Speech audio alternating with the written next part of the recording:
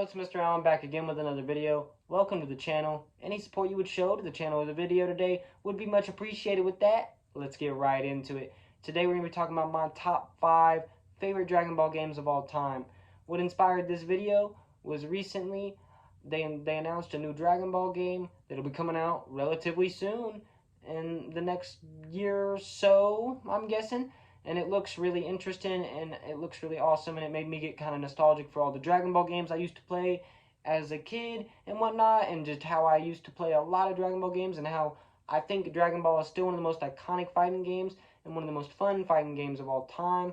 And I've been reminiscing a lot, watching a lot of old Dragon Ball content, and we've been celebrating Dragon Ball on the channel, so we're going to do a few videos like this. And with that, let's get right into it. Number 5, my 5th favorite Dragon Ball game of all time, is Dragon Ball Advanced Adventure. This one is probably the most classic title on the list, and it's like a Game Boy side scroll adventure beat 'em up, like old school Game Boy graphics, and it's just beautiful. I think it aged great. It still looks great for the kind of game it is, and I think it still plays pretty decent. Even though I will say the game is dated. It is pretty. It has some years on it, but overall, I think it's a great little piece of history, and I think it is one of the most classic anime RPGs on the Game Boy kind of consoles and whatnot. It was it's a little hidden gem, and I think anyone that can enjoy a good old retro game should definitely give this one a check out, whether they're a retro game fan or a Dragon Ball fan. And with that, let's get right into number 4. Number 4 is Dragon Ball Fighter Z. Why this one so high? It's so new, you know what I mean? Let's get right into this one. Apparently for me, it's these two things: gameplay and visuals. This game has some of the best visuals in Dragon Ball game history so far, even rivaling that of the new game, it is, I'm pretty sure, the second newest. Even in my opinion, this one does in fact beat the stunning visuals of Xenoverse 2. But overall, the gameplay is also a really strong suit here. We're very focused on the gameplay. The gameplay is very in depth, very deep. It's deeper than most Dragon Ball gameplay has been in the past, and so much so that you could potentially see a competitive scene.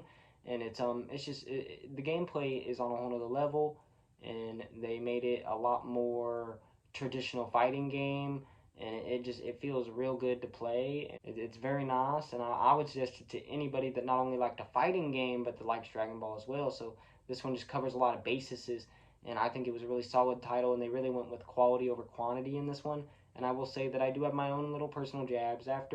Instead of just moving on from this game, I really do believe we should have got a second one, or we should have got DLC, and we should have added characters and content to the roster and whatnot. And I feel like this game would be a little more higher even, or whatnot, or would have a possibility of being greater, or I would have more positive feelings about it.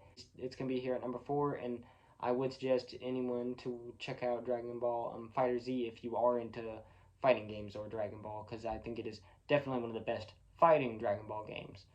Next is number 3, Xenoverse 2. Dragon Ball Xenoverse 2, and I'm going to go ahead and also say probably Xenoverse 1, because to me they're very, very, very similar games. And Xenoverse 2 really just seems like an excuse to add a bunch more story and to fix up the game a little bit. And overall, I'd say both of these games are still worth playing today. And both had great gameplay, great visuals, and great concepts.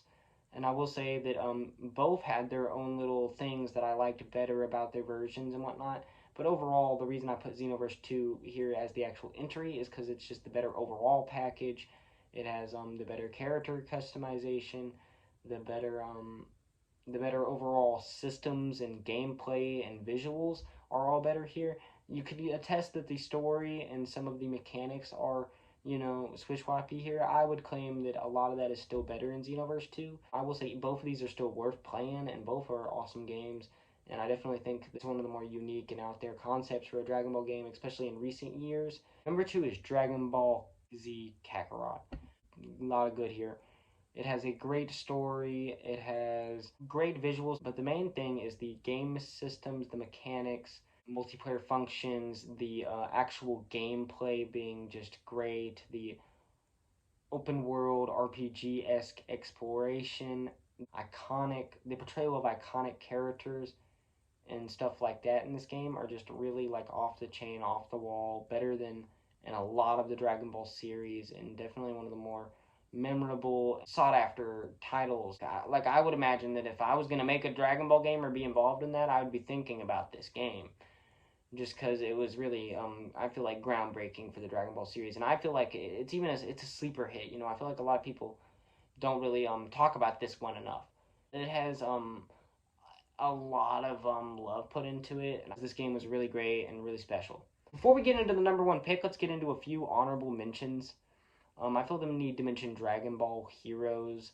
This is a really popular game overseas and Asia and whatnot. And overall, I do really like the Dragon Ball Heroes thing. Just the whole, like, why not make a Dragon Ball fan fiction anime game? Why not? So, like, I do want to put that here. And then there's a Dragon Ball roguelike where it's, like, also very retro, very old school looking, and you're playing in, like, an open world, kind of like roguelike style, and beat 'em up. Use your ki blast to attack your enemies, and use your different attacks to get through the scenarios and whatnot, and you do different roguelike tasks in the Dragon Ball world. And I think this one, is really solid as well, and really definitely worth mentioning. With that, my last honorable mention is Raging Blast 2.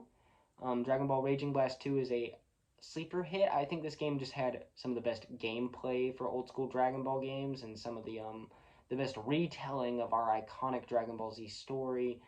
And I just really, this game in particular does hold a special place in my heart, and that's really why I made it on here, even though it is definitely not the only Dragon Ball game to try that approach to the Dragon Ball series.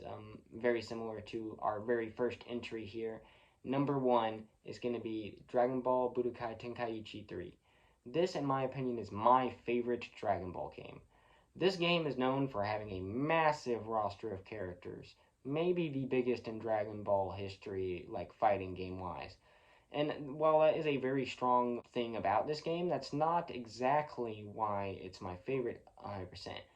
A big part of it is the memories I have tied to it, whether it's playing with my brother, or completing it myself, or just making the characters fight each other, or fighting as the different characters and role playing. I was playing Dragon Ball, or the amount of times me and my brother almost got into like weird, silly fights over beating each other up too many times in this game. It's just, this game's very special to me for those reasons as well. It's also, I'm gonna say it had fire gameplay. I enjoyed the way this game played. I thought it played really smooth for its time.